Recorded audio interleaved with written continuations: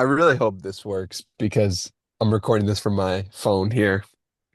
Um, Welcome to episode 3 of the podcast.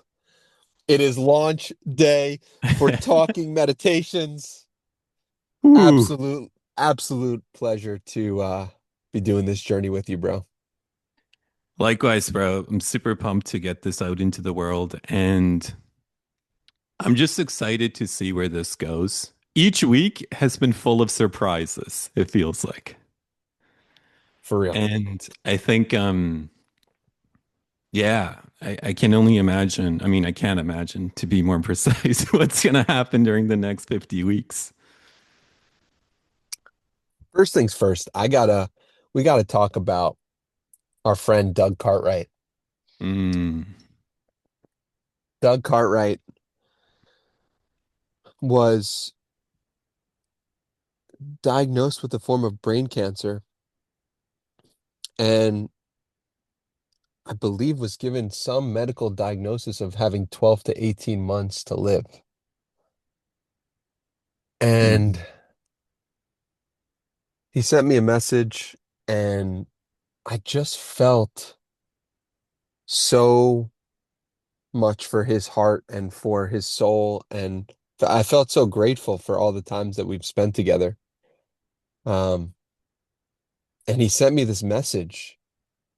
I asked him how his views on spirituality and God have changed as a result of what he's been through since he mentioned it in one of his videos. And it became my phone background. Wow. He said, I want to get his words correct. He said, God is way more engaged in every moment of our lives. There are no errors, and every trial we face is intentionally designed for the evolution of our soul. If we truly knew this, we'd never waste a moment feeling fear or anxiety. I read that from him and I just felt this energy that was so powerful and so true. And I just felt so grateful for him for being able to relay that message. And it wasn't anything that I hadn't heard before, but it was just him saying it in that moment, how powerful it was. So, I think just from the I think one of the superpowers that Doug has is he really embodies the truth, mm, right? So even when you sent that text, the screenshot of the text in the group chat, I mhm, got chills reading it as well. And I think the energy that we feel is because even when I read that text, even though there was like nothing visual accompanying it, I could see the look in Doug's eyes as he said that. hmm Right. And it's the same look he had at the retreat when he would be sitting there by himself and then he would just look at you and a whole crowd would gather around him. And I think he's one of those individuals who is almost like put here to go there first. hmm So he can, make it onto the other side of the glory and then showcase to everybody else that there actually is nothing to be afraid of. That's the vibe I got from him at the retreat, your hmm retreat. hmm And even now, like just reading that text, like instantly, I could see the sincerity in his eyes and it's just like blown wide open. And he's just such a good embodiment of truth. And I think that's why the words hit so deeply. It's like words we've heard before, but when somebody truly embodies them, like, hmm and they communicate with you, you feel the underlining energy that they're embodying. Yeah. Yeah, that's really well said. It almost makes me think of a fearless warrior, like a warrior entering Mm. into battle and just Hmm. knowing that whatever outcome occurs is the outcome that is supposed to occur. Right. And that's the way I perceive that text, and that's the way he's showing up to me based on the video I've seen, the video that I watched of him announcing it and sharing it. could so easily have a different approach and a different way of being, and no one would blame him for it. Hmm. But he said 10 years of spiritual work has led to him have this Dude, perspective in this moment. And that's why we're recording this podcast. exactly. That's why, like, not even related to this, but they say like the spiritual work is like the ultimate preparation for death, Yes. right? And obviously, like once we're in like, once we're living life, sometimes it's easy to not like look face to face with death. But the Hmm. more you do spiritual work, if you think about it, you're like dying psychologically each and every day, right? You're letting go of old patterns, you're letting go of old identities, old ways of being. And through that process, you're getting more and more comfortable with actually letting go and dissolving. And you can say death is like the ultimate, disillusion that allows you Yes. to dissolve more completely and more fundamentally. But if, you don't do the work, which is fine, I think one of the byproducts is we're conditioned to cling, right? Mhm. We're conditioned to hold on, and we think that what we have is all there is to life. So we're going to fight for it for dear life and give it everything we have. But from my own experience, what I've experienced is like every time I let go and I thought I was going to die, I quite literally land in an ocean full of love. Mm. Mm.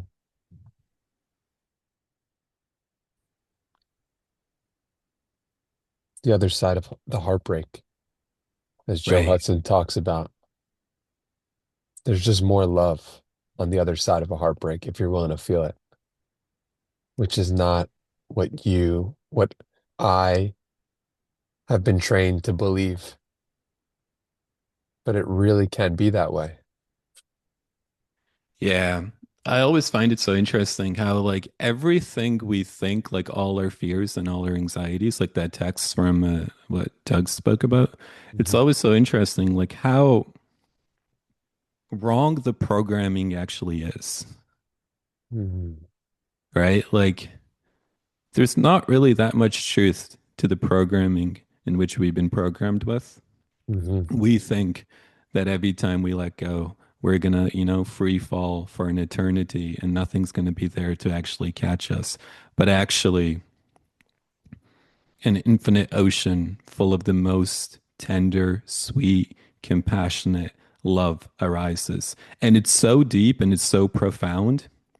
I remember one of the first times that I experienced it, I literally, like, my body reacted before my mind could, and it literally fell to the ground on my hands and knees. And I was like, oh shit, like, maybe this is where, certain religions get like certain ways of sitting in Mm. reverence, bowing down. But it was like, it's like the body already knows, but the conditioned mind sometimes gets in the way. And I was like sitting on a sofa the first time I experienced it, and I literally fell from the sofa onto my hands and knees in reverence at how good it truly is. What happened? I was um I was sitting on my couch and I was doing like a free flowing inquiry just by myself. And one thing that I noticed was if you can just, and it, takes some time and some work, but if you can just stay with whatever experience you're having without trying to change it or judge it, it continues to deepen and unfold, and it will lead you directly to the very heart of reality, to the very substance that makes up everything, right? Because contained in each and every experience is the entirety of the universe. So the beautiful thing about exploring the universe is you actually never have to leave your home to do it. Right. So as I was sitting on the couch and I was like exploring and I was staying with my experience, I started off that exploration like feeling a lot of the pain and the sadness in my heart, a lot of the grief, and also the deep wound that's related to actually being separated from this love. Right. I Mm. think deep in our unconscious, each and every one of us knows what that love felt like. And we have a wound inside of us that's the wound of separation. And each and every one of us tries to fill this wound in whichever way we think will work. Some people, try to do it through achievements. Other people try to do it by being a kind and loving person. Other people may try to do it in different ways. But what I noticed was if you just embrace the wound directly and you just sit with it, which is very difficult because the wound is quite literally like the wound that arises from being disconnected from heaven. So, like, imagine how great heaven feels and Mm. imagine being disconnected. Like, that's how painful the wound is. But if you can just get into the vicinity of the wound and just breathe into it and stay with it, then like a hole arises and your consciousness falls through this hole. And as it falls through this hole, it makes contact with the ground, which is the ground of heaven, the ground of love that you were disconnected from. And once I started making contact with that, that's when I went from the couch to quite literally on the ground on my hands and knees. And like the overwhelming sensation that I had was like, hallelujah, hallelujah. Like, this is Mm. home. This is home.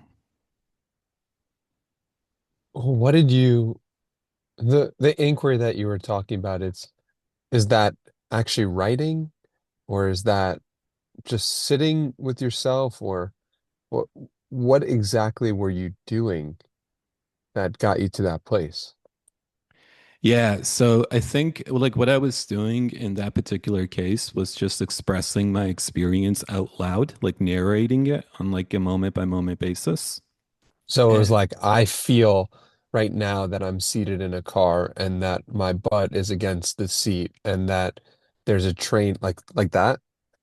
yeah, like that could be included. So like the first part that I think is really important to develop is sensitivity in the body, Mm.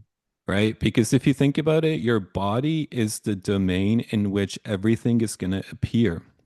So the more sensitive you become to what's happening in the body, the better you are able to sense the subtle layers of reality as they start arising in your body.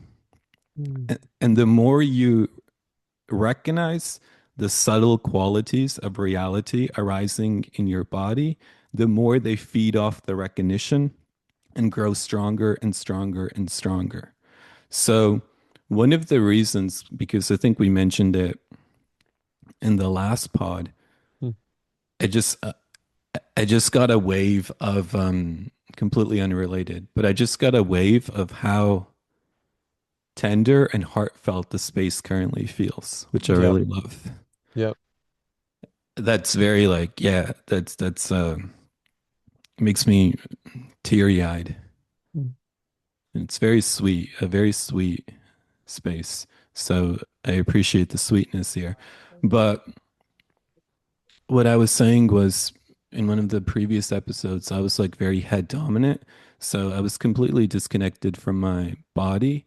And I really had to work with increasing the sensitivity, right? By doing things like bioenergetics or even like feeling my feet on the floor, feeling my arms and legs as I engage with life, but really just getting the belly center online because that's like the sensing center of the body. So the more you are in the belly, the more you can develop the capacity to actually sense what's going on inside you. So I would say that's like the preliminary step. And then once, the way that I was doing the inquiry was just sitting with my experience and speaking into whatever was arising, whatever I was sensing. So an example in this moment could be like, I'm seated here and I sense how sweet and loving the spaces, how things feel very slowed down, and how much sincerity is here. Right. So, I would speak that out loud and then I would give it a couple of breaths, stay with it. There's no rush. And then I could ask myself a question such as, where in my body do I feel the sweetness or the sincerity? Right. So, like in this moment, I feel the sweetness as like it almost feels like a loving ache in my heart. right? So Mm, I can take my fingertips and start to gently massage the area above my heart, and I can just stay with that. And I can continue to ask questions related to, the loving ache. It's like, I'm curious. I want to know, what is this loving ache about? Right. And like various memories may start to arise, various judgments may start to arise, various conditioned beliefs may start to arise. Maybe, I start feeling the innocent and the sweetness in my heart. And one of the judgments that arises in my mind is, oh, this is very feminine to feel. mm, Right. So if that's one of the judgments that arises, then I may start to notice as I'm sensing that the sweetness is starting to go away. Right. So that's like an mm, example of how a judgment is constricting the sweetness in my heart and really constricting my life experience.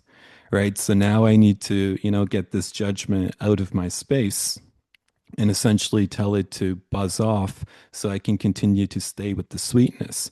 And the thing about the judgment is the judgments were picked up through conditioning at a very early age. So if one of our parents maybe judged us for, like it happened to me, where I was like a very sensitive kid who would cry like, quite easily.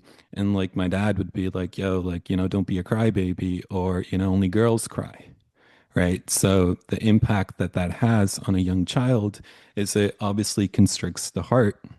And now let's say I'm starting to get teary-eyed. That same judgment from the past will arise, and it's like, oh, don't cry, only girls cry. So that's like an example of how the past is, influencing my present behavior.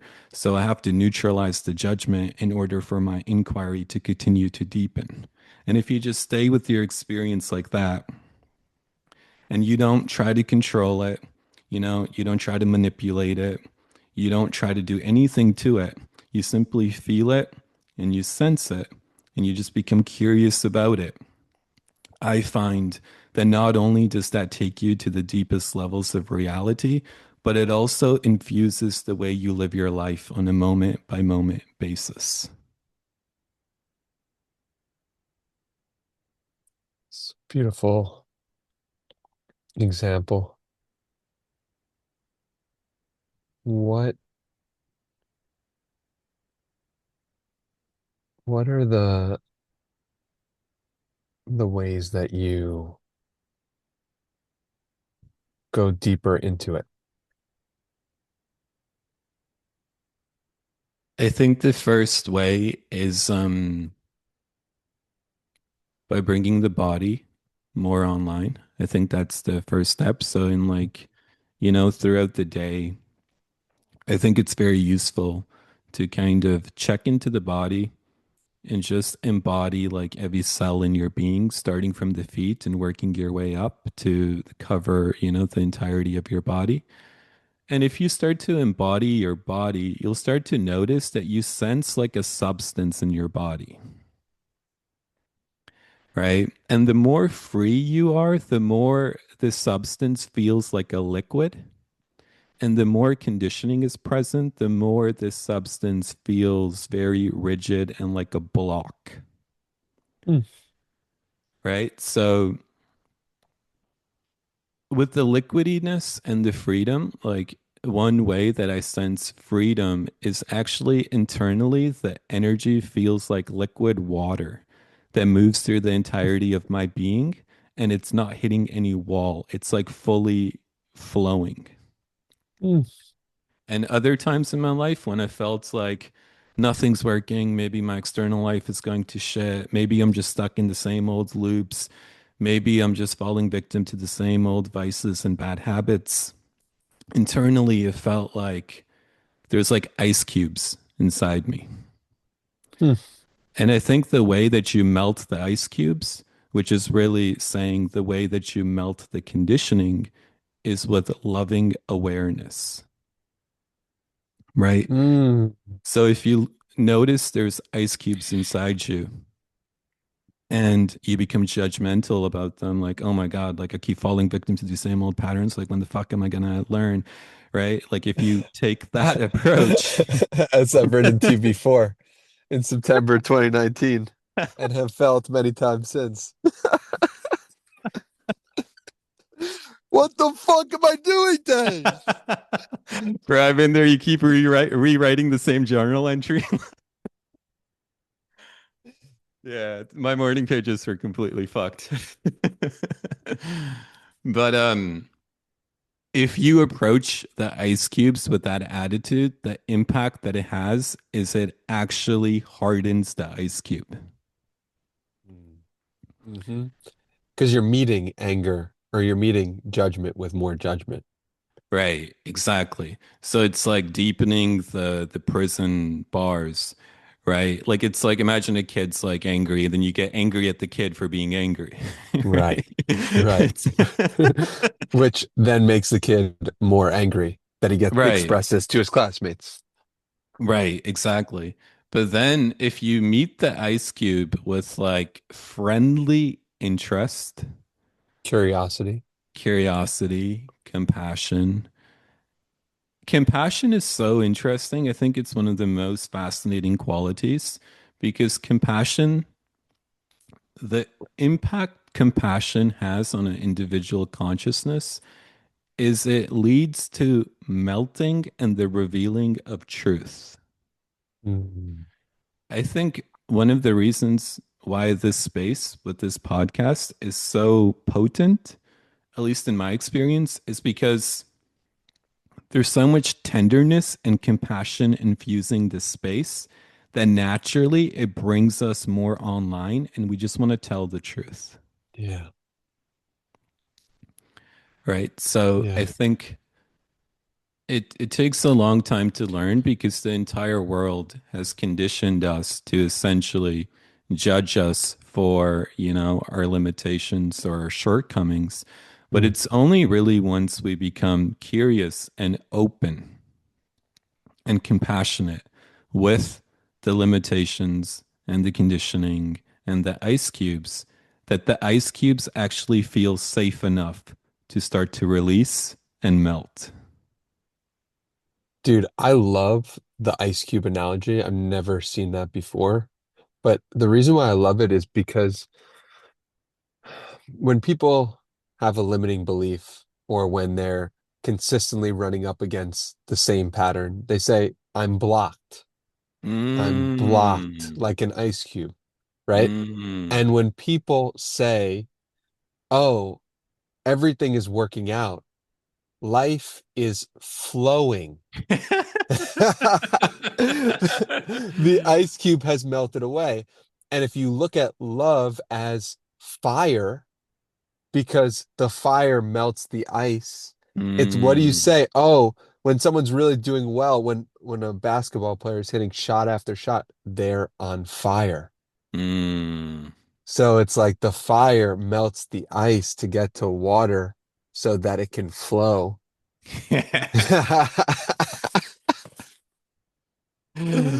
It's Dude, already written. And so if you can actually see the love that you are emitting as fire, as the fire that is sustaining life. Because what does fire do? It sustains life. mm. It allows you to eat food that without the fire, there was no food. With the fire creates and helps electricity to flow. So I love love as a connection to fire. And we could also do love as a connection to water. We could also do love as a connection to the earth. But I just love that comparison and love as fire which melts the ice and allows the blocks to create flow and water in your system. Ah, that's a beautiful, beautiful analogy. Dude. I love the way that you took that to a whole new level. Mm, mm. I think like words are actually so revealing, Yeah. right? I've had this experience so many times where it's like you come across like a certain type of sentence or like a word that, is very common in society and we like Yep. all say it. And then it's like, oh, wait a minute. Like just what happened right now. It's like, oh, when people feel blocked, they say they feel blocked like an ice cube, Yeah. right? I think like the reason our language actually infuses the truth is because a deep part of us already knows the truth, and our language automatically starts aligning with that. over time. Mm. What would be an example of that? Because I don't think like I've had way too many scenarios of this where it's like there's something encoded in the language. Yeah, It's not a coincidence, right? yeah. And I think because even when you like stay with your experience and you give it words, you start to get more and more precise with your words because you're quite literally describing exactly what is happening as it's happening. And I think on a side note, I think that's the ultimate skill to develop. Mm, Because if you think about it, the mm. ultimate skill to develop is to stay with reality as it's unfolding. Oh, it's brilliant. Dude, I love the depth of your reaction just now. Way to stay with reality. Exactly. Exactly. Right. And I think like even this podcast is like a training ground for that. One of the training Train grounds. a training ground to stay with reality. Yeah, because it's like, it's like my mind is full with like, a lot of bullshit and a lot of like things that, you Me know. too. But it's like when we come on online, it's even that, bro. Like, we were just talking about, you're like, can you give me an example? Like, what does it mean to come online? Uh, Right? It's like for me, what that means is like to come online is to become, connected to presence. Mhm. And to be offline or to be disconnected is to be disconnected from presence, and essentially you're experiencing more of a automatic conditioned existence. But I think going back to that point, I think staying with the reality is the ultimate skill because by doing that, you and reality become one and the same, Yeah. and you become as powerful as reality, which is quite literally who and what you are. And also, sometimes like these conversations can be very abstract, but I think the practical is important too. If you think Hmm. about it, like a really good businessman is somebody that is in tune with reality over his mind, right? So when the market is moving, they're moving with the market. They can see where the waves are going before the waves get there, right? They have to be very in sync. And I think Mm. that's a very important skill to develop practically because a lot of people, it's like, let's say somebody succeeded in business and then they couldn't keep up with the times. What does that really mean? It means that person was in alignment with reality, they were moving with it. Then they succeeded. And then maybe they got lost in the byproducts of success. And even the word, they took their foot off, they took like their, finger off the pulse, right? It's like they Mm. started slipping away from reality. Maybe they got lost in the byproducts of success. And then the market moved forward without them and they got lost in the dust, right? And I think, Oh. briefly, I think the reason spiritual training is so important, even practically speaking, is because it trains you to continuously love and stay with what is. So it's not a matter of like, oh, like you see it on Twitter, for instance, too. It's like a lot of people shit on the algorithm, and I agree, it's a pretty shitty algorithm, right? To be fully transparent. But they talk about like, man, I wish Twitter was how it was like in 2018, Yeah. right? It's like, bro, that's a different fucking tide. Like we gotta surf today. We gotta surf what the waves are giving us right now, right? And it's like we can reminisce about Twitter. It was fucking amazing. Like it was so good, but it's not what's happening now. Mhm. How do you combat that? Is that natural for you? Is that a skill you've developed or learned? I think it ties into when you feel the pain of being disconnected from heaven, you realize Mm. that pain is what separates us from actually developing the skill of staying with reality, Mm. right?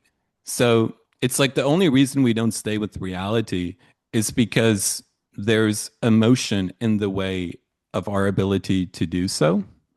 So the more you actually confront the pain, you realize that it's more painful to disconnect from reality and go running off into your mind than it is to actually stay with reality, even if what reality is presenting may be uncomfortable or painful. Like the ultimate pain is actually being disconnected from reality. Mhm.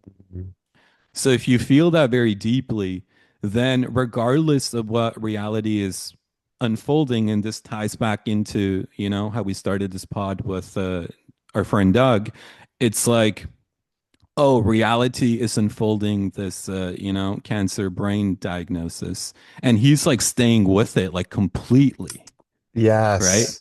Which is like the Yes. fearless warrior. Like, he could go off, like you were saying, in a bunch of different tangents. Like, man, I had this to do. I had these plans. I had this plan. I had this thing to do. But he's like, oh shit, like this is a completely different tide. Let me stay with it. Let me deepen into it. Let me see what it's about. Let me be curious about it. Right. So, like, to me, when I saw his Instagram video, I was like, yo, that's like proof that he really did the work. Yes. Yes. He like developed the skill of staying with reality. And I Mm. think even though what's unfolding, we can say with our conditioned mind is like from our vantage point, like fuck cancer. And it's like, like Yeah. fuck this shit. But Yeah. I think having a cancer diagnosis is not as painful as being disconnected from reality.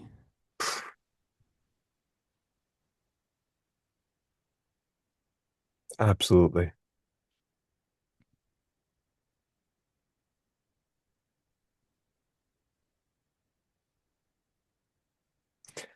This is the power of meditation, literally training you to get in touch with your personal reality in every That's moment. that's another juicy word. This one I got from your boy Joe Dispenza. Personality is your personal reality. He's now become my boy. I love Bro, it. Personality is, I had to give yeah. you a little jab. I'm just I'll fucking with take it. you. I'll take it. I'll take it. Uh, say it again. Personality is your personal reality. That's great. It's a great Yeah. line. Yeah, that's like a really fire line. I think he's like really onto something when he says like, like how you wake up in the morning and what you're feeling in the first couple of seconds before you're fully conscious. That feeling is usually encoded with your self-image and your sense of who you are, Mm, right? And I hmm. think changing that feeling, if it's like, like most people, and I've been there too, so I'm included in this. It's like sometimes we open our eyes in the morning and we've lost the day before it even started because of the first few feelings we have. So true. I was reading yesterday or the day before a book by Dolores Cannon called maybe Between Life and Death. And she brought up this idea that I had never thought about before, which is what if when you go to sleep at night, you're you're quite literally going to a different reality. Your soul is leaving your body. Hmm. And when you're coming back asleep, it is your soul re-entering your body. And the reason why I bring that up is because, your first few moments of the day, in many respects, are determined by how your dream went the night before, Mm. by where you spent that time out of your body, if you take that analogy as true. Hmm. And often, where you go when you leave your body for sleeping is so deeply connected to how you spent your time the day before or Hmm. the days Hmm. before. Hmm. And it is and so if you are posed with the experiment, which would be a very interesting experiment to run, is my aim is to create a day that I've won, that I'm feeling complete love, peace, and joy around before it even started. Like that would be an interesting, Mm. people optimize for weights and money, and I'm gonna optimize for the first 1 minute of my day right when I wake up. Mm.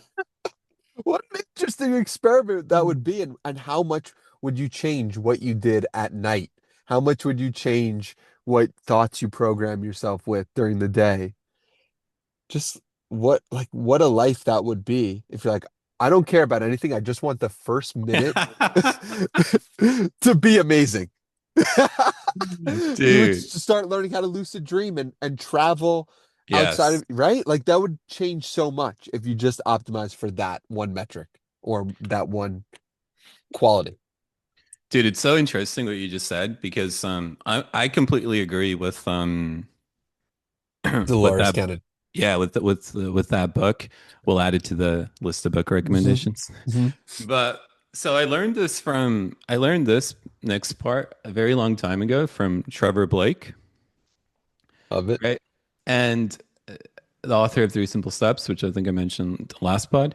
But essentially, he said the same thing. So he said this part he said, and the next part I'm gonna give credit to somebody else. But this part he said, "What you're doing." The moments before sleep overtakes you at night is critical for what you experience while you're sleeping and how you feel when you wake up in the morning. Oof. Because the last thing that's on your mind before you fall asleep is what you manifest in the dream world. Mm. Right. So it's like the last instruction you gave to your consciousness, like, hey, this is what I'm thinking about. Like, as you leave the body while I sleep, like go in this direction. Right. So he said it's very important to, have the last thing on your mind being something very beneficial. So I actually ended up testing this with the Aura ring without even trying to test it. Like it happened randomly, right? And I'll explain like the test. So I love where essentially, this is going already. so like I was like rocking the Aura ring. Shout out Sam Ovens, he got me onto the Aura ring like back in 2019 or whatever. But I haven't worn it for some time. But anyways, there was a period where I was like rocking it religiously. So I had like a very baseline understanding of like my, lowest resting heart rate, my heart rate variability, various stages of sleep. And then I learned this technique from Trevor, which was essentially it's like a three-part technique. So you do it while you're laying in bed, right? So you lay down, and the first thing you say to yourself as you close your eyes, regardless of how the day went, is you thank yourself for showing up and for living a great day, right? Whether it's true or whether it's not, you could have had the best day or the shittiest day. Just thank yourself for living a great day. Step one, done. Then step two, which I think is very important, and if you're into science and you like studies, there's a lot of studies on this that back this up. But step two is, in my experience, what I noticed is it's very important to not hold on to anything from the day before you go to sleep, Mm. right? And we'll be surprised to learn that obviously we hold on to the big things, but there's also a lot of little things we hold on to. Like, let's say you went to a restaurant and the waiter fucked up your order. Like, that may still be fucking with you as you try to go to sleep in the background, Mm. right? Or you may have promised yourself that, like today you're going to go for a run and you didn't end up going for a run. So you have this like sinking feeling in your stomach of like not keeping your word, Mm. right? Like whatever it may be, or you may have had a difficult conversation with somebody and they may have looked at you in a certain way and you're still trying to process that and it's like running in the background.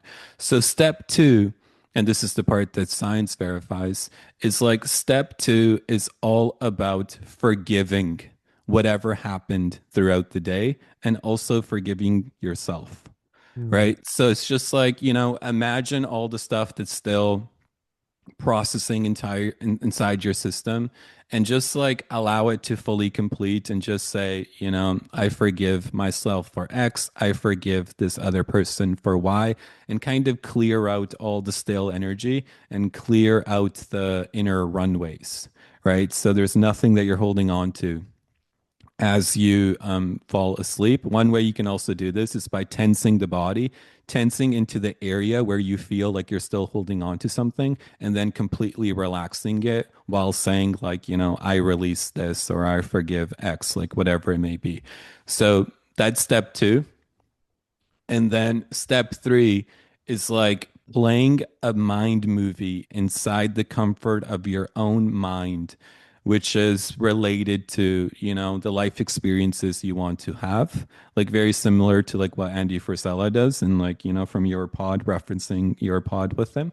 Like the last 10 minutes before bed, he would play like the visual of like, pulling up to the private jet terminal in his Lamborghini and jumping on board the private jet, whatever it is for you. Right. So you do those three things. And then the last thing that was on your mind was like, feelings of you achieving your ideal life right before you went to sleep. And then, so what I noticed initially, and this is not tied to the aura ring, was the next morning, I would literally wake up with joy. Mm.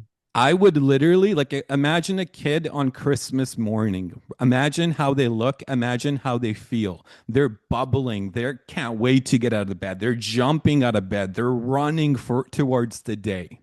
Right. That's what started to happen to me.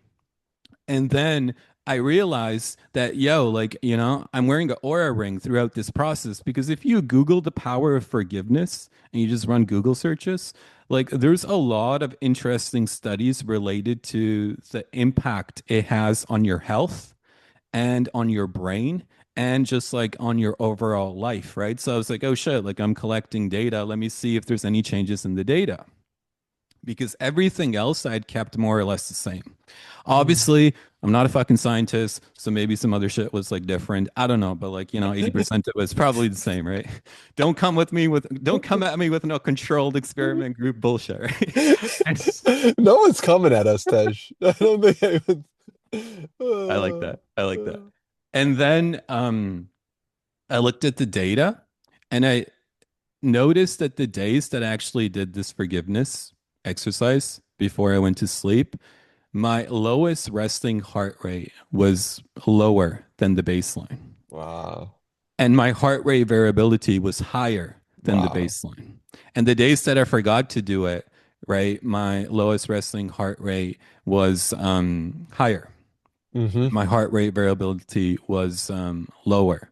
Mm-hmm. So I think to optimize for the first few minutes of the day, I think it's contingent on how you lived the previous day, but really contingent on how you spent the last few moments of waking consciousness before you went to sleep. And the reason I say that is because, and this is the part that I'll credit to, somebody else. I actually forgot who it was, but it comes from Big credit to somebody else. whoever the somebody else is. It comes from like various spiritual traditions where they say the moments just prior to your death Yep. are some of the most important moments of your life Yep. because how you show up in those moments is very similar to how you enter the sleep state at night. Mm-hmm. So they say somebody, and this is obviously, maybe difficult to do, but they say somebody could have zero spiritual training in their entire life, done nothing, right? But in those moments leading up to death, whatever it is, a minute, 2 minutes, whatever it is, those last few moments, there's an opportunity because space opens up in a new way for them to actually perceive the truth of who and what they are. And that will, free them from essentially everything. So they again speak to the power of the moments leading up to death And I think that's obviously one case, but I think each and every night there's something that opens in the moments just before we fall asleep. And I think it's very important to consciously enter the sleep state as opposed to ruminating over the day, what we all do, things that went wrong, things we got to do the next day, things we're worried about, things we're afraid about. Like, we don't want to encode the sleeping state with that. Beautifully said. Just so we have this clear, the first step was what exactly? Just thank yourself for a great day. First step, thank yourself for a great day. Second step, forgive anything that happened in that day and yourself. Third step is play a mind movie of the ideal future you would like to create. And the Yep. fourth step is to add an emotion with that. Yes. And And then, I think the third and fourth can be combined. You can add the elevated emotion while watching the movie. exactly. Yeah. And, and then you go to sleep, which you can say is fourth step, and sleep arises spontaneously. And then the Mm, fifth step is like you'll notice it happening, but I think this speaks to what you were saying, the power of winning the first few minutes of the day, right? The fifth step is quite literally jumping out of bed with joy. And the mm, sixth step, this one is very powerful. This one I use to this day. It's like incredibly powerful. So essentially, when you wake up in the morning, you say, I am your full name, and today was brilliantly successful for me. mm. So you play with the illusion of time and you kind of encode the day with brilliant success before it even happens, which eliminates a lot of stress, a lot of worry, a lot of anxiety. And what's interesting is you end up having a lot of brilliantly successful days. So then it becomes a very strong circular feedback loop, right? You're living brilliantly successful days. You're thanking yourself for a great day. You're letting go of anything that's got stuck to you. You're entering the sleep state from a very heightened level of emotion. You're waking up in the morning with joy. You're quite literally jumping out of bed and you're saying to yourself, today was a brilliantly successful day for me. Then you go out into the world and you experience a brilliantly successful day. You do that enough times and it becomes a very brilliantly successful life, whatever that means to you. Wow. What this is beautiful practice, and I'm gonna start doing this as a result of you. It's so wild, right? It really speaks to like what you said, the last 2 minutes before bed and the first 2 minutes of the day. If you win those, I think you win at life. Yeah. Well, the beginning and the end is how we remember things. And so, Right. and it sets the tone and it completes things. So it makes complete sense to me. My question for you is what let's say you say that and then you don't have a brilliantly successful day. I'm assuming you've had enough of those that it's actually worked. That's the reason why you're still doing it. But do you Yeah. start to lose trust in yourself? Like what does that the opposite look like? Yeah, so I notice on the days that I don't have a brilliantly successful day, out of that three-step process where I need to spend majority of my time and energy is in step two related to forgiveness. And this ties back to how when things don't go your way, we don't make the ice cube harder. We actually meet it with love and curiosity and sweetness and melt the ice cube with forgiveness. Yeah, that I'm so happy you brought that back because I did a demonstration with people on muscle testing using David Hawkins's map at this most recent workshop I went to where I had somebody put their arm out, like imagine arm horizontal to just across, like imagine a person was about to put their arms wide, and then just imagine one of those, and then I'm pushing down, putting energy down, and they're resisting my force.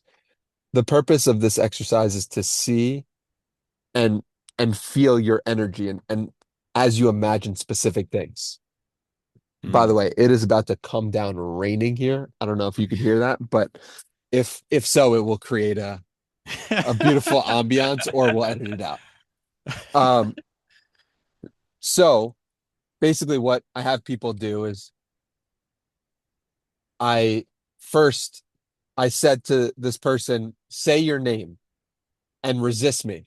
And they were able to resist me. And then I was said, say a name that's not yours and say it is your name and resist me. And they went weak. Wow.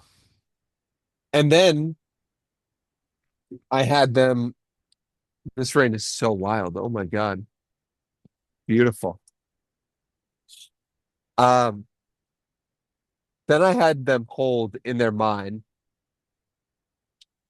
someone that they hated, absolutely despised. And I said, resist me. And their arm went down. They could not resist me. They Mm. were, they went weak. And then I said, all right, now send love and forgiveness in your mind to this person and resist me. And their arm went strong. Mm. And this holds true. This is held true every time I've done this experiment and speaks to what you're talking about. That when we are forgiving that which we don't like, we get stronger, which is a counterintuitive idea, but actually makes a lot of sense when you've experienced it enough. Bro, I'm curious. Like, obviously, the people that you're demonstrating this on are probably blown away, right? And you kind of Yeah. already know what's going to happen, but like, how does it still like impact you in those moments?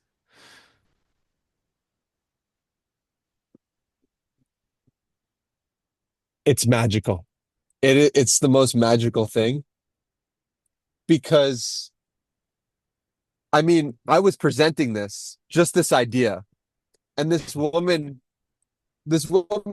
comes over to Mister, and she's like, I felt in that moment when you were presenting, like the spirit of David Hawkins was with you in that moment. Wow. And I Ooh. I was like, Woo. yes, I felt that. I feel that.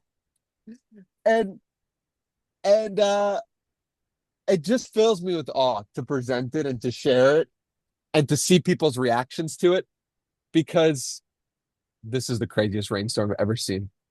Holy shit.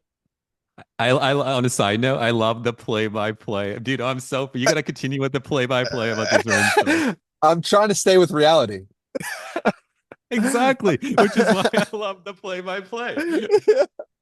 Oh my God. Um, so yeah, it's so, you know what also the other part of it is that reality, when you say the word reality, it could mean something very simple. Like it is raining outside. And then what I find when we're dealing with people is that reality is far more complex. And there are far more aspects of reality that we're not giving credence to. And that the more that we can get in touch with our own personal realities, the more we can actually see and feel and experience other people's personal realities as well. And especially that which is beneath the surface. Hmm. And so when I'm doing this exercise and I'm demonstrating this, I'm showing what's actually beneath the surface. And I'm bringing to light that which is beneath the surface. And I'm getting everybody collectively, myself included, greater in touch with reality. Dude, you could just sense in your voice how important, in a very light way, it appears to be for you to liberate what is below the surface and bring it more into the collective awareness. Yes. Yes. Yes. You know, it's also really interesting. Like when that lady said, like she like sensed the presence of Hawkins as you were doing the exercise, Yep. and you probably also felt something in the space. Yep. This is also why, related to the point that I made related to increasing your ability to sense. I think Mm, one of the reasons it's so important to increase your ability to sense is because you can start to sense more of what is actually here. Like, mm, you know how they say the reticular activation system only allows your brain to process 137 bits of data in any given moment, but in any given moment, there's like actually 2 million bits of data, but your brain creates a filter for what it lets in. And, whatever you program it with, like, let's say you're in the market for a new Tesla, you'll just start seeing Teslas everywhere because right. that's what you programmed it with.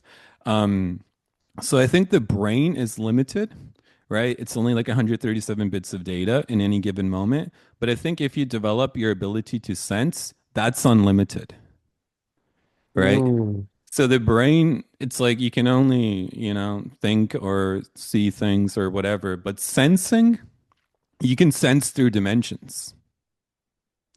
You can sense more of the truth of what reality is. And that's really what spirituality is all about in a nutshell. It's like deepening your mm, ability to sense so you can actually sense what is here. And when you sense what is here, you realize that there's nothing to fear. It's all love, right? mm, So in that moment, I think what happens is like from where I'm sitting, I think like his presence actually arises when you're doing that exercise. And if you're sensitive to it, you can actually sense. And the way that it'll usually impact you is you feel very humble, yes. right? It's like that they know that but you kind of, you continue with business as normal. It's a very interesting space. But so I think like developing extra sensory perception is completely related to increasing your ability to sense. And I think once you do that, that's really the fuel for the spiritual journey. If you think about it from a practical perspective, David Hawkins created this map of consciousness, and then that map of consciousness transported to this workshop that I was in. Hmm. And it's quite literally like something that he created is there. And thus, he is there.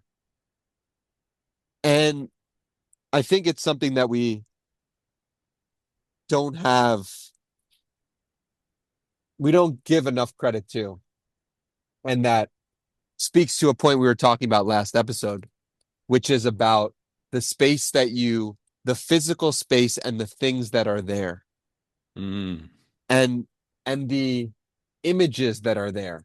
And I think we drastically underestimate it because we we can spend time scrolling.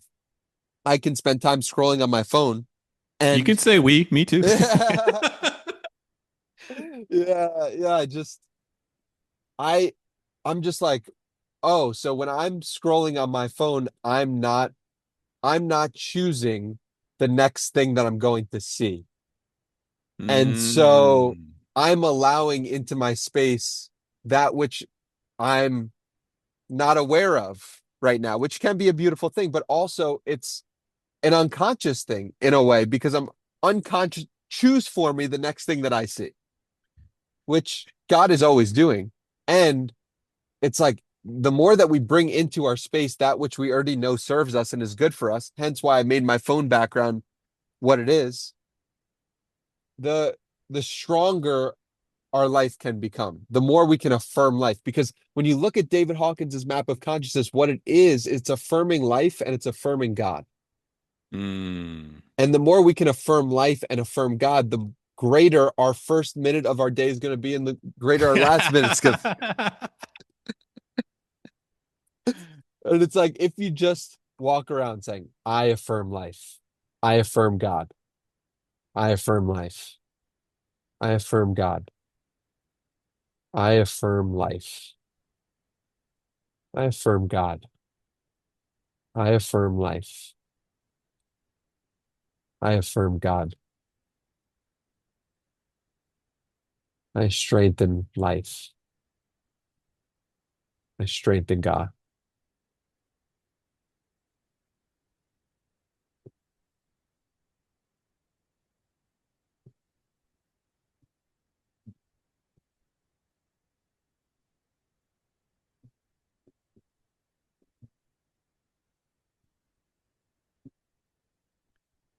Even just listening to that, it changes the entirety of the space. Yeah. Like there's a tangible shift Hmm. in the space pre you saying those words and also post. Yeah. And I think the more present you are, the more you actually start to sense the power of words, Yes.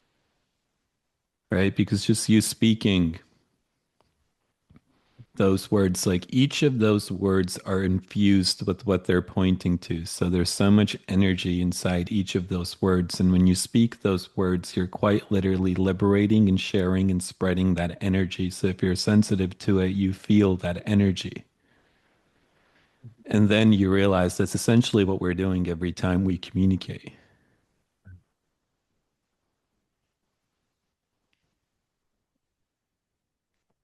And it starts with you.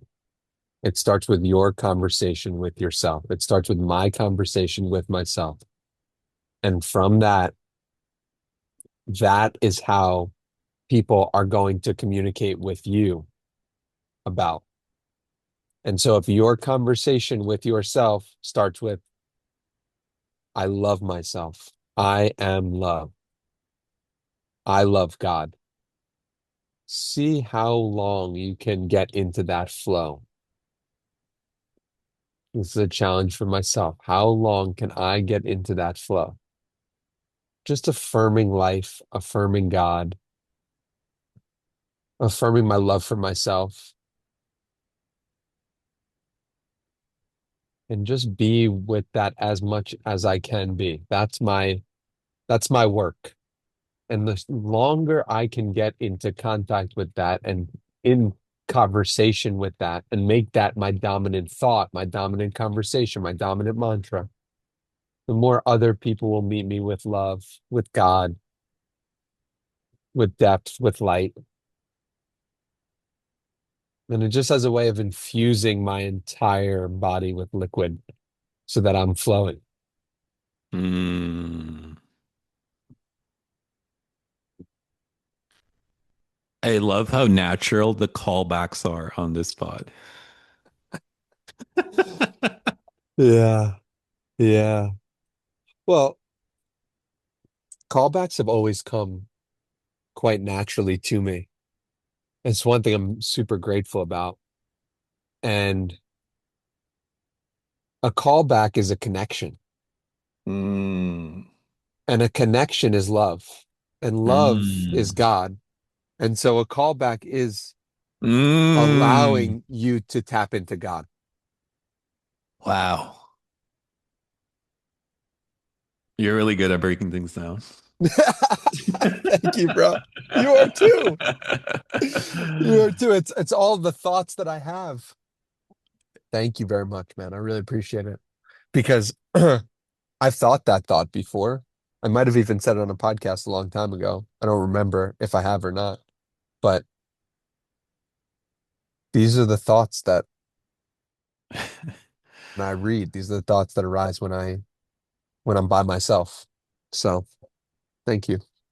I love the way you broke that down and how you related it to God. It completely changed what the word callback means to me. It's like literally Mm. getting a call back from God, or it's like Oh, God telling you to call back.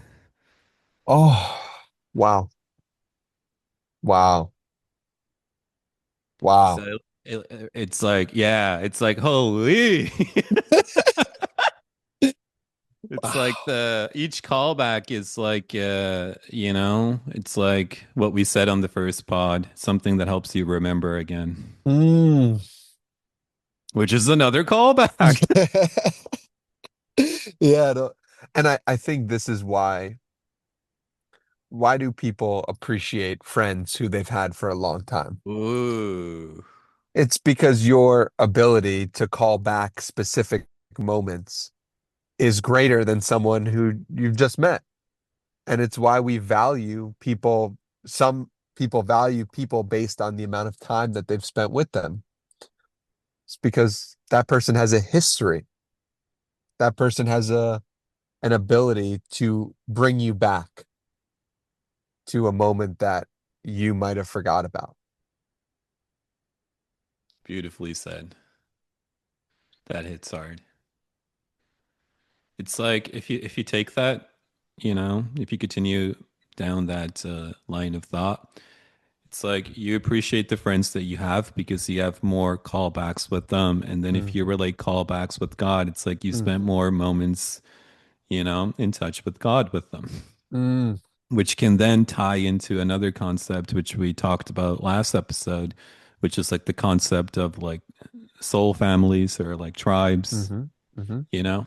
I think, um, I think one of the most beautiful parts about reality is like how there's not in a not in a standpoint, but how there's like so many levels to reality, Yes. Yes. right? And like Mhm. I don't think like one level is better than the other level. Like I also think it's a beautiful level to have the experience of being an ego that feels separate from the world. Like I remember my high school days, I would put on Tupac, like Me Against the World. Like, dude, I remember those days fondly, right? And like it was a different type of energy in the air. And I think that's beautiful that that's one of the possibilities. Like reality can manifest and give rise to an experience where you quite literally feel like there's nothing else to this life. It's just you, and whatever you do, it's like, what you're gonna experience. So it's like you against the world. And I Mhm. think that's a beautiful level.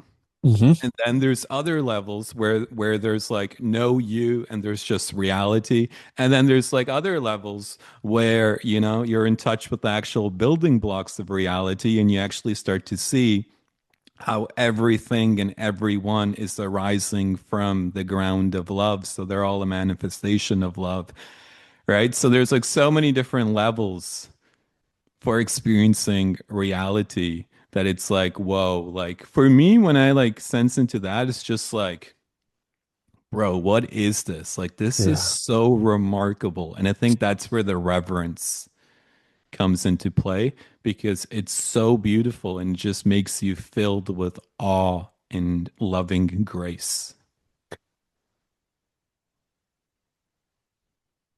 It really does. And I'm sat here just witnessing cars go by, and I often do this at airports.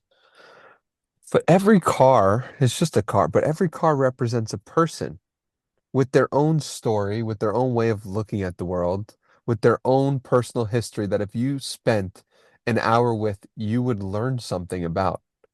And every person you see has their own way of filtering reality and their own consciousness that they're perceiving everything through.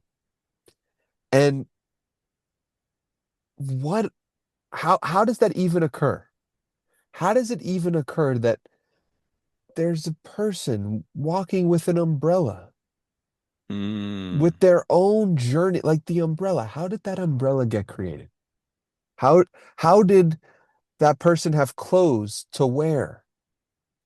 What is going on? How is that just a moment in time? That person was walking, far enough away that they could have thought to themselves, like no one's seeing me right now. No one cares about me or no one, right, like, and here right. I am talking and thinking about them. Yes. So, yeah, man. This whole thing's a trip. It really is. And it quite literally is a trip. Like you go on a trip, you're born, you die. Right. Like what a trip that is. Alone. Then you do it again, you're born, you die, you do it again, you're born. Like, or you don't. Like, I'm not attached to the fact that we're doing it again. Like, maybe we don't. That's also a possibility. So, yeah, damn, what a life. I love that way of looking at things. It's Hmm. like, when you go travel to a new location and you like pack your bags, you're like limited on how much stuff you can actually take back with you, right? Yeah, So yeah, it's yeah. like you have like a carry-on limit and you have like a checked baggage limit, like depending on how many bags you're bringing. Hmm. So like let's say the checked in bag limit is like 50 pounds or whatever. So you take like, all your clothes and you go to this like new spot. And because you're limited and you know that you're not going to stay in this place, it's temporary. You Mm. know that there's only so much stuff that you can bring back with you back to, your home location. Yep. You're more incentivized when you go travel to actually collect experiences and go all out and make connections and be spontaneous and live fully because you're not concerned with accumulating things because you realize, there's a limit to how much you can take back, Yeah. right? I think we do that naturally when it comes to travel. But then with what you just said, when we go on this trip to Earth, for some reason, we don't do the same thing, right? If you think about it, the same applies. We're limited on how much we can take back wherever we came from, right? This trip, that's, the location of this vacation is Earth. It's temporary. It's gonna, Mm. come, it's gonna go, just like any vacation will. Hmm. And the beauty, I think, of that way of looking at things is you learn to embrace your trip on Earth the same way you embrace a vacation. So you're more focused on experiences, on living with presence, being spontaneous, making connections, being genuine, being real, and actually allowing that to lead as opposed to being focused on accumulation because you realize that there's not much that you can actually take back with you. Yeah. I love the analogy of the trip and going on a vacation. And I know for me personally, when I go away to a different place, I am lighter and I am freer and I am more interested in making connections and I'm more present because I'm experiencing something new. And I'll never forget my friend Harry Dry visited me in Austin, where I live. And he's coming from London. And we go to this writing club, and the writing club's at a coffee shop. And we're at the coffee shop and we're in line. And he starts making conversation with the person behind him. And we have a great conversation. And I said to myself, wow, wow, wow, wow. That person was invisible to me. Mm. I said to him, are you always this way? Or like, it's like, I'm traveling. What do you mean? Like, I could just say anything to anyone. And I'm like, dude, I know I'm the same way, but what is that? Like, we're all traveling at all times, but that person that you just spoke to was invisible to me. And that person, and I'm an open person, and I love connecting with people, but I never would have done that because I live here. But if I was traveling, I would have been open to that experience. And it really just stopped and made me think, you know, about the power of traveling, about the power of looking at life through the lens of travel, and about how much more open and carefree we are, and how much more connected we really are when we're experiencing new things because we don't have a way that we do it. We go online at the coffee shop and we just get the coffee. No, we could do this in any way. We're open. There's possibilities. And it was cool to experience Harry's perspective, and I'll never forget that just talking to someone at the coffee shop. It's of course you could do whatever you want, even if it's your home, or imagine throwing the lens of I'm traveling, and so I could do whatever I want. It's incredible. I think in like the everyday world, there's two scenarios where the most real version of ourselves comes out. I think one of those is when we're traveling, and the second one is posting content on social media, Wow. Love right? that. Wasn't expecting you to go there. Tell me Yeah. So, more. so like sometimes when you and the social media one is like out of left field. So like sometimes you'll have cases where, somebody will say like, "Oh, like this person on social media is different than how they are in real life." Right? Mm, And what they're implying is like how they are on social media isn't how they are in real life. And obviously, there's truth to that if they're like flexing things they don't like. I'm not talking about that. I'm talking about more of the qualities that are actually being broadcasted on social media, right? mhm. So when people say that, I actually think the opposite. I think people in real life are a dimmed down version of themselves, and social media gives them an excuse to actually express more of who they are. And since we live such a dimmed down life in real life, it comes across like this person is being something they're not on social media. But I actually think they're being more of the truth on social media. Dude, that's such an interesting point because if you think about it, right? Like let's imagine the classic hate comment example. Someone comments something disparaging or negative about someone else, Hmm. right? So people often say, "Oh, they would never say that in person," as a way to say that that person's not being real. That hate comment they would never say that in person, but they would say it to themselves. Right. So it Right. is, in essence, more real than real life in that way because they are saying that negative thing. They're just saying it to Yes. themselves. So Yes. that it's also true in reverse, right? Like a extremely loving comment or, and just a Yes. truthful, yeah, it's Yes. fascinating. Yeah. Just that entire dynamic because I think we're always looking for permission to be who we are. Mm, And the kicker is we don't need any permission. mhm. But, like there's certain things that we can do where we just feel like we have permission to be ourselves. Like that's really what travel is. It's a permission slip for you to be yourself, Yeah. right? So I think on like the on all levels, like we're always waiting for a permission slip. So it's like the guy that's pursuing money is waiting for a permission slip to feel powerful.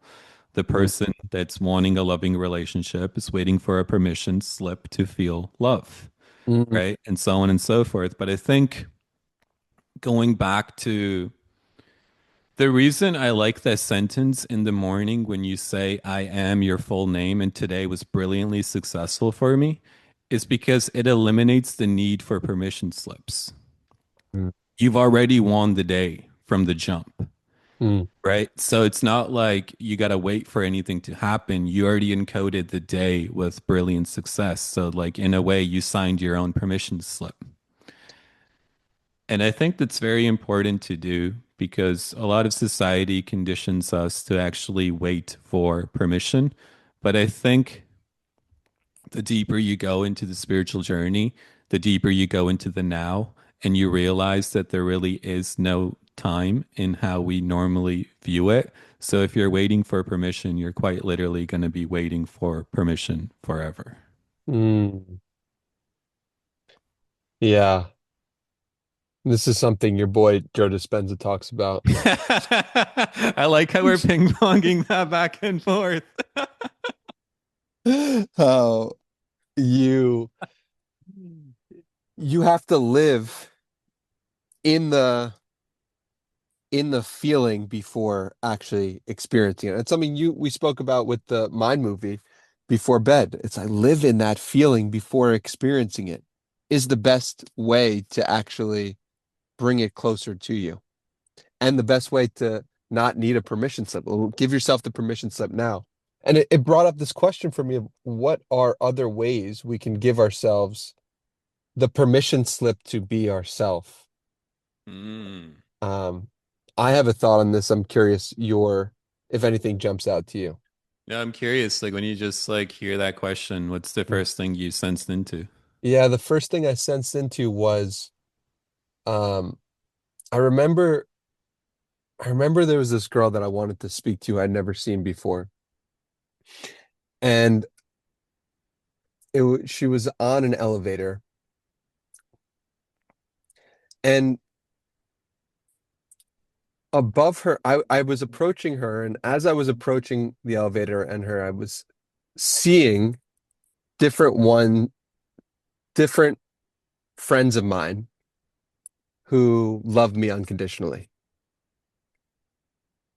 And I felt in that moment, oh, it's easy for me to talk to her because either I'm going to talk to her and it's going to result in me connecting with her in some way, or it's gonna result in us not having a connection or some embarrassing moment. But either way, I'm going to be able to laugh with the people I love about the situation and the people who love Mm, me. And so by imagining those people above that person, it gave me a permission slip to be myself. wow. Ooh, that's a really good one, bro. That's so Yeah. deep on so many It- levels. yeah. So, next time you find yourself or anyone finds himself in a situation where I don't know if I can do this. I don't know if I can be myself. I feel that fear coming up. Just imagine people who love you unconditionally. And if you don't have people in your life who love you unconditionally, imagine different masters and teachers like Jesus or Buddha. Um, I think, or you could put me and Tej in that category. Of people who love you unconditionally. Like Jesus and Buddha, obviously. Like there's no difference between me, Tej, Jesus, and Buddha. It's all one and the And same. you, the listener. Thank you. Yeah. So I feel that that's just a useful frame to actually live more in your desires. Dude, this is a really juicy topic. It reminds me of my time in early college, right? Like year one. So, going off this topic of permission slips, it's really interesting how you can use numbers, meaning like friends. Let's say, like, so this is what happened in college, right? I had like a friend circle in college, and it was like, let's say in the beginning, it was like two or three of us. And we were just feeling that, like, I mean, I've always personally had a couple of loose screws in my brain. So I've been feeling like this since I was like 13, 14. But then I like met some friends in like year one of university. And they also felt like, things were just like unfolding in a weird way. And they felt more, stuck and blocked like ice cubes. But the problem was, we were like all cowards, right? Like all of us. Like we weren't really willing to do what it took to actually create change. But we Mhm. sensed that there was something outside of our normal experience of life, but we needed courage to actually embody it and actually get it. But the problem was, individually, we were afraid, and we weren't, if we were honest, we weren't willing to do what it took. But then what we did was, as a group, we formed the idea that together, like we just created a group chat. Like the purpose of this group chat is, we're just going to do crazy things, obviously not hurting anybody, but like crazy things that make us feel uncomfortable in society, and then post it in the group or do it together as a group, right? So it's like the Tim Ferriss stuff when he's like, in order to get over your fear of rejection, go to a coffee shop and ask them for like, 20% off. Like they're probably going to say no, but then you get used to people saying no and you realize it doesn't kill you. Mm. Or go to a busy intersection and just lay down, right? It's Mm. like individually we would never do that, but because we were committed to doing it as a group, even though individually we all lacked courage, by creating an idea that this is what we do, we could believe in the idea more than we could believe in ourselves at that time, and actually source courage to do these things, which then gave rise to actually experiencing courage in real life. That's so powerful. I'm curious because that courage to create that group and do that required courage of one person to step up and say, we're going to do this. Because Yeah. that's a courageous act as well. Right. Yeah, that's a really good point that you just made. Yeah, exactly. In many ways, you could say that was the most courageous act to set it in motion. Correct. Correct. So who Yeah. created that group? I honestly forgot who created the group. Uh, Maybe it was I. Fair. I honestly forgot, but Yeah. I remember we would just have these conversations, like, after class, sitting in the cafeteria, and just like feeling like there's this buildup of energy inside of us, and it has nowhere to go. It's just looping back on itself, and we're not directing it out into the world because we lack courage. And the idea that you're talking about also speaks to the power of people who are also willing to step into the fire, step into the love with you, um, and who aren't going to judge you, because how could you judge someone when you're going to do the same thing yourself? Exactly. Um, and that's such an important aspect of life, having that, having people who won't judge you, having people who can can hold you even when you don't create the outcome that you desire. Such an important aspect of love, and that's why, great parents are such a uh, Yeah. beauty. 100%. And it was like, speaking on this idea, it was really powerful, like how much we actually transformed. Like by the end of it, um, I did like stand-up comedy, like, What? yeah, it was a Yuck Yucks in Vancouver. It was amazing, dude. It was such an exhilarating experience. And we did other things that are like more like cliche, like skydiving, things like that. But like It's cool. that's like cool. But like the stand-up, I did it twice, once in Yuck Yucks in Vancouver, and then outside of the peer group, I did like 6 months in San Diego State, and I did it one time there. And what was that experience like? Dude, it was like the first time I did it was in Vancouver, and the reason I did stand-up comedy in Vancouver was because I didn't want to do stand-up comedy, right? Yeah. And I was like, "Oh, I don't want to stand in front of strangers and try to make them laugh because it's going to be obviously, it's like all the limelight is on you." But we were in this like zone, and I was the only one that did it out of the friend group, out of that group, but I just had so much momentum built up that I just Mm. felt like I needed to do this, and if I didn't do this, then I would lose an opportunity to build a strong reference point, Yeah. right? So it was only 5 minutes, like it was amateur night, but the thing about stand-up comedy is, so I had a week to prepare. I rehearsed, and it was so funny because like I thought my jokes were pretty funny, right? And then like the night before, I was sharing a room with my brother. I remember like, trying out the jokes on him, but I didn't tell him like I came up with the jokes. I'm like, oh, I heard this comedian the other day. And then my brother, I was like testing out the jokes if he would laugh or not because I wanted to like take the bias of me coming up with the jokes Sure. out of the equation. Sure. Right. So I would like kind of test out material like that. But anyways, I had like 5 minutes rehearsed, right? And I timed myself and it was like 5 minutes. So the next day, all my friends from like university, high school, they sit on, the entire front row is filled with them. And then everybody else in the venue, there's probably like 50, 60 people in the crowd, Mhm. right? So I remember before my friends were like, "Oh, should we get hammered?" I'm like, "That's going to defeat the purpose, right? Like, I need to do this. You guys get hammered." So we literally went to a restaurant before.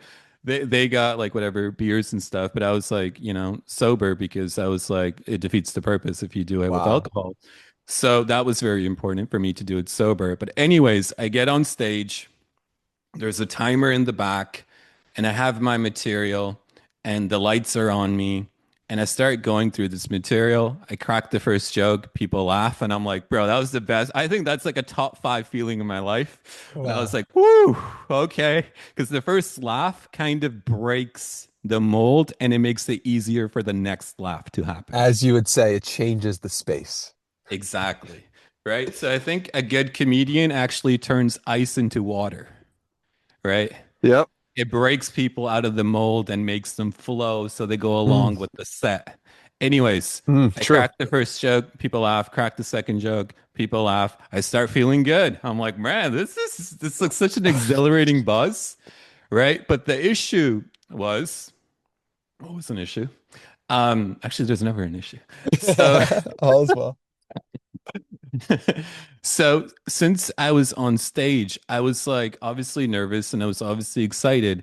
I went through, I kid you not, because the timer's in the background. I went through my 5 minutes of material in a minute, bro. What? Right? That's how fast I delivered this. And people were laughing. Like it was like funny. Then I had a choice, and this is the choice that actually makes me proud, right? So, Uh-huh. not doing the stand up, not delivering the first minute, not making people laugh. This is the part that actually fills me with, happiness and joy and creates a strong reference point. So, after 1 minute, and, I told the owner of the club or whatever that I was going to do 5 minutes. So, there's 4 minutes left on the shot clock. My first initial thought is like, all right, guys, that's all I had. Thank you so much, and leave the stage. That's my Yep. first thought, right? Yep. But then, like, something inside me was like, that's such a pussy way to go out, right? And I think the reason why I didn't take that route, I think if I delivered the first minute and like nobody laughed, then maybe I would have done that. Sure. Probably would have done that. But since it felt so good to be on stage and crack jokes, I was like, you know what? Next 4 minutes, I'm just gonna fucking freestyle. Right? Wow. And I stayed on stage for the next 4 minutes. And so I had like some throwaway jokes that didn't make it into the original 5 minute set. So first I started going through those. Uh-huh. And then after that, I just started like fucking with the crowd a little bit. Right. Uh-huh. And then it was so good that literally there was like a comedian in like he was like in the audience and he like came up to me. He's like, man, that was like really good. And then like this couple came up to me after and they were like, man, that was like pretty fire. And Wow. it felt so good to one, do the thing that I didn't want to do, which is precisely why I did it, especially at that age.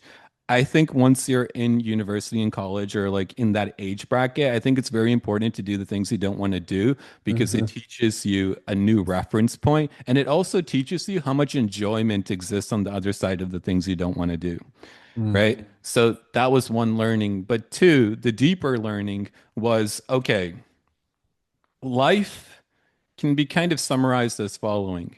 We have certain ideas of what we want to do, which you can say the first minute of the set is like my conditioned mind, right? That's what I had planned. And then there's always an unknown where it's like, oh shit, like this wasn't supposed to happen. Now what? And in those moments, we have a choice. Do we go in accordance with conditioning, which in that case would have been like, all right, thanks, Vancouver, peace, I'm out, and jump off stage? Or it's like, oh shit, I'm in the unknown. This is what's arising. Let me actually stay with reality. So the reason I think that's such a strong predicament, such a strong reference point in my life was because that was one of the first moments I consciously remember staying with reality, even though reality was unfolding in a way that I had not planned for.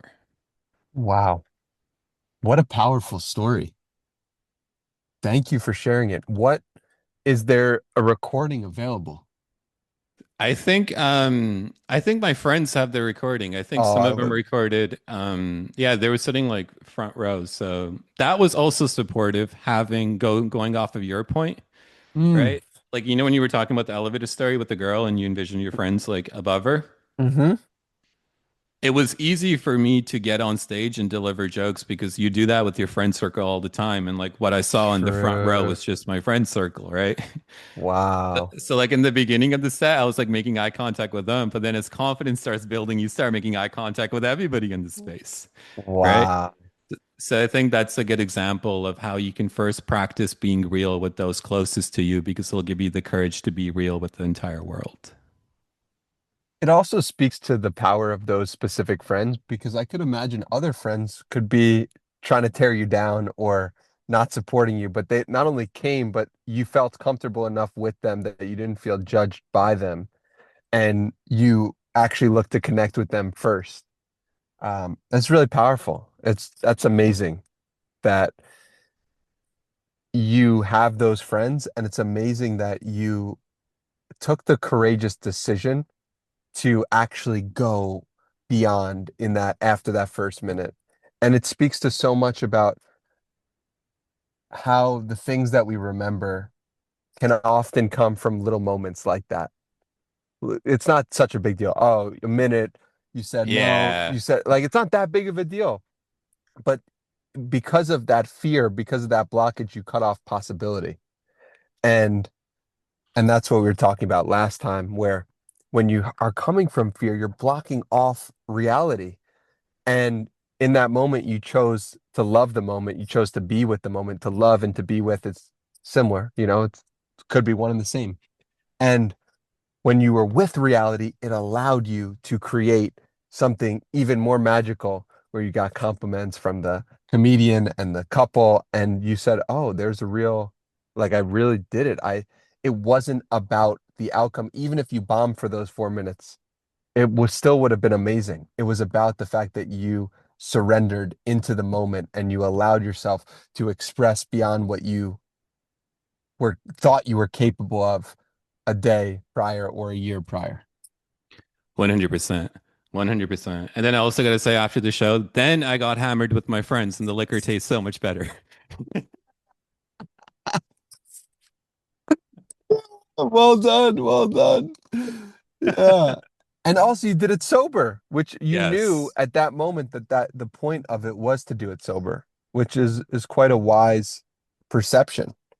What do you think gave you that awareness when were you meditating at that time? You meditated when you were 16?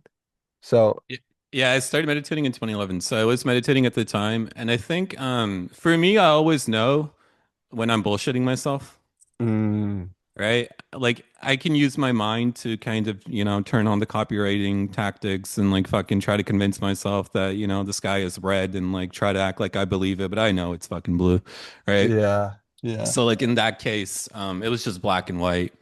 It was like, oh, what's the real intention behind this? The intention isn't to do stand up. The intention is to actually feel the fear and do stand up. So if I drink Mhm. alcohol, it's going to numb the feeling of the fear, which defeats the purpose. Yeah, that's well said. It reminds me of one of my friends who he was in this phase where he was like, I'm gonna approach girls all the time, and that's what I'm gonna do, and that I'm just going to live in this reality. And someone asked him, like, do you think you're gonna meet your wife from approaching women on the street? And he's like, no, I don't.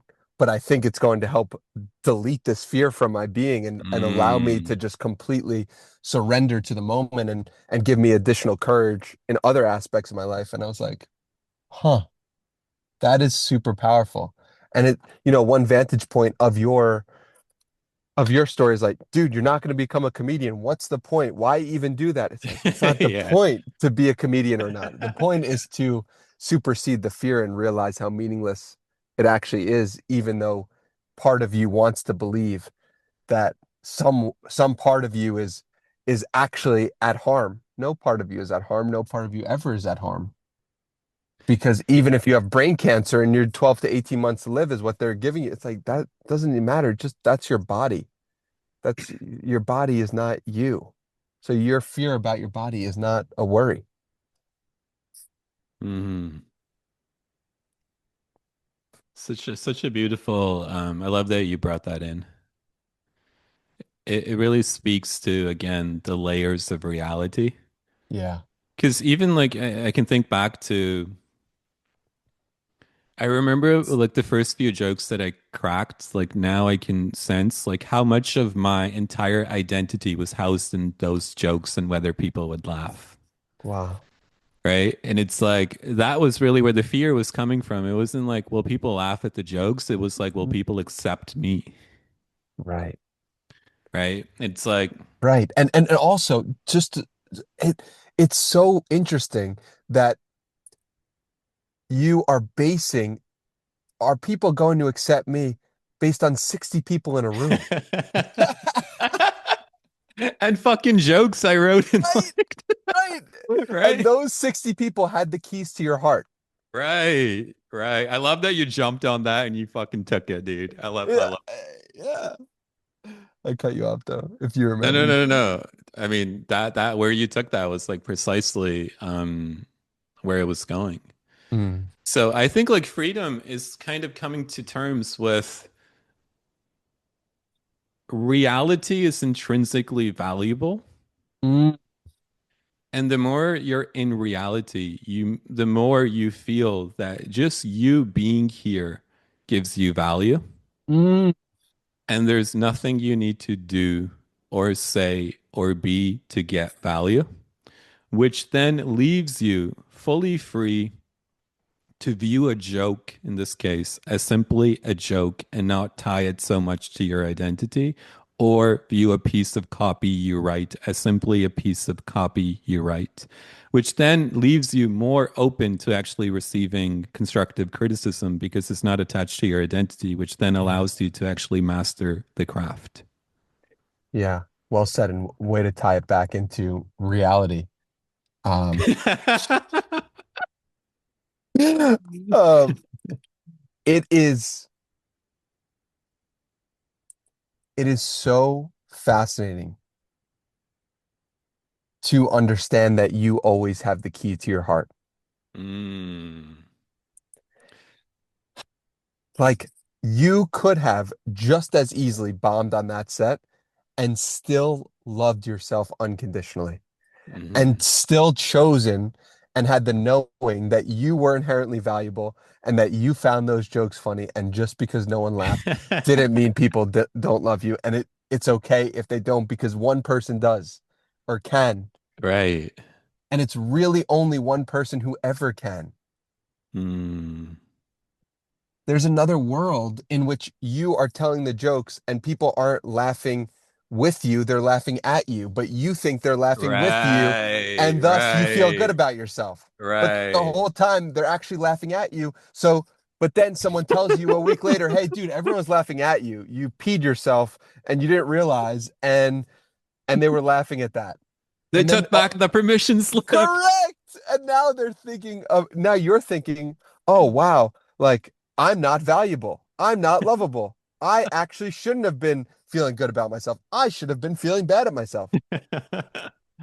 And Wow. then someone tells you, a week later, oh, actually, and you're like, okay, I could feel good about myself. It's such bullshit. And think about how we do this with relationships and with the amount of money that you make or your amount of social media followers or whatever it is. Da, da, da, da, da, da, da, da. I don't look good enough or what like I'm unlovable because of my height or I'm unlovable because of my weight or the millions of and it's hard being human because you're attaching Hmm. all of these ways of that you're deserving of being loved to these little attributes that are so small and that when you die you'll realize they're so insignificant. They're never you. They never were you. Come, let's Ooh, meditate. Let's meditate in a on a mountain somewhere or by the ooh. river with the sun. Dude, when you get into your Danny bag, it's so beautiful to witness. I'm not here, bro. Thank you. You know what I've been noticing? It's like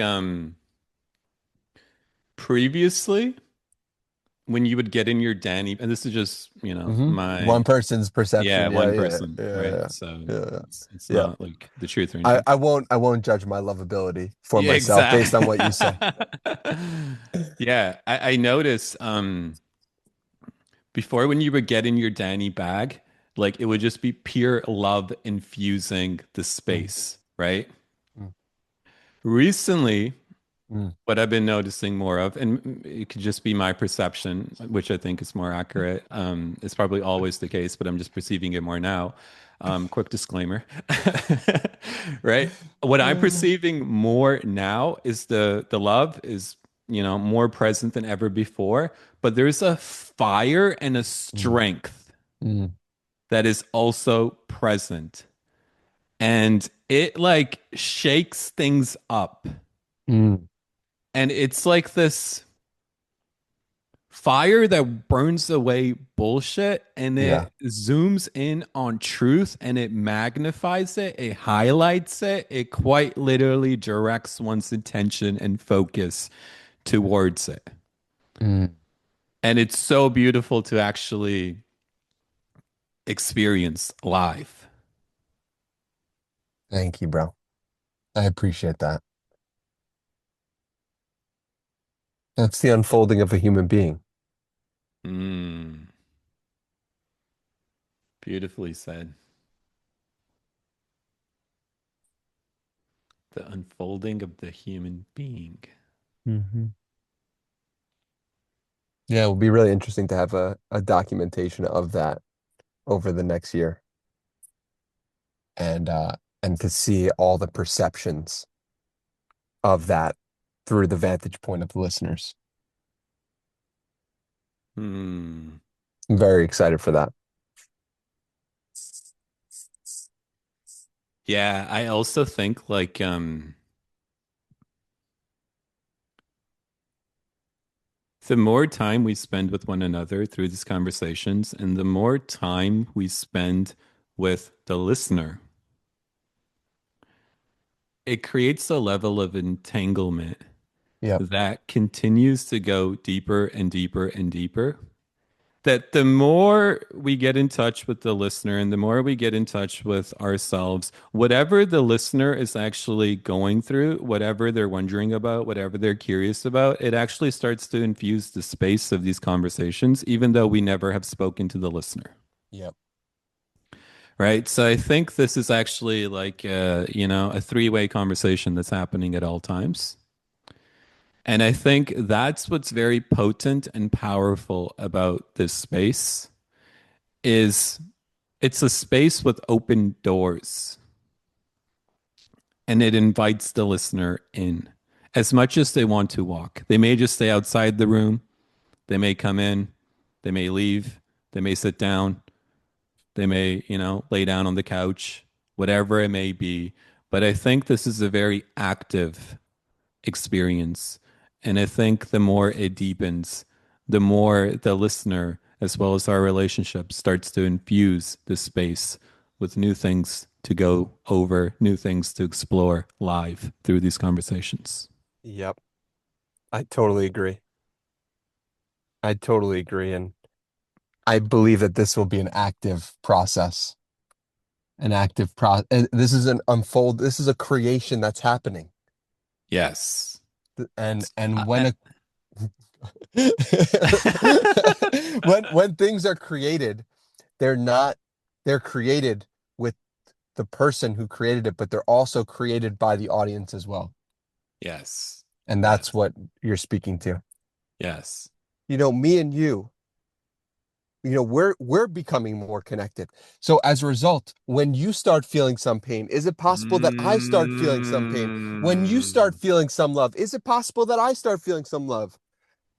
And so dude, yeah, yeah. that's incredibly spooky in a good way because I didn't mention this in the beginning, but so like this morning when I was taking a shower, the inclination that I had to start this podcast was by bringing up Doug. Wow. Wow. And that's exactly where you took the pod in the beginning. Wow. Wow. Isn't it? Wow. And so whose thought was it? Dude, Oh, fuck.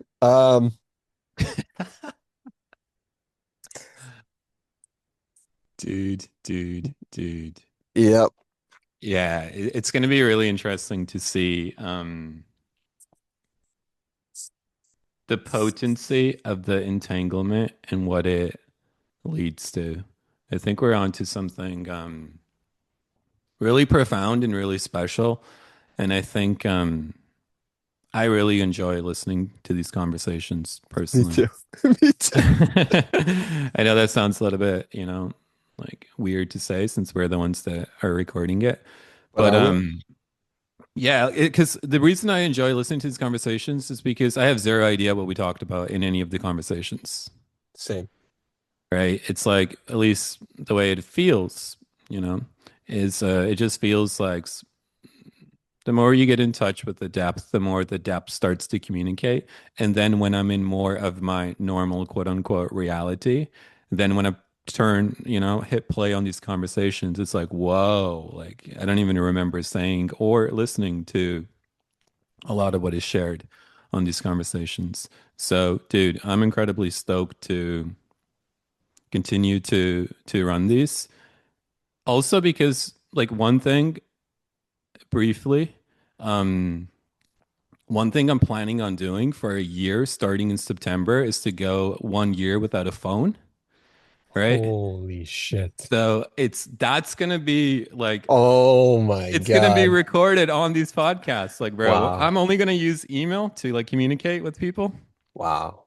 Right. So like one Wow. year starting September. And I think like all of that is going to be recorded on these podcasts, the experience of that, but also so much more that's unfolding in both of our lives. So I'm deeply excited to see what that all leads to. With this call, I'm gonna have to cut it a little bit short today. I have another Perfect. call coming Yep. up. But Perfect. yeah, I'm so blessed, bro. That's like the overarching feeling that I experience. Is just being purely blessed. Likewise. I love you so much, my man. If people who, if you're listening to this, send us an email, hello@talkingmeditations.com. And we look forward to hearing from you. And we're so grateful for you for listening to this all the way through. I had so much fun recording it and probably had so much fun listening to it. Um, you're the man, bro. What a journey. Bro, likewise, likewise, likewise. Amazing. Enjoy your call. Thanks, bro. Peace. Boom.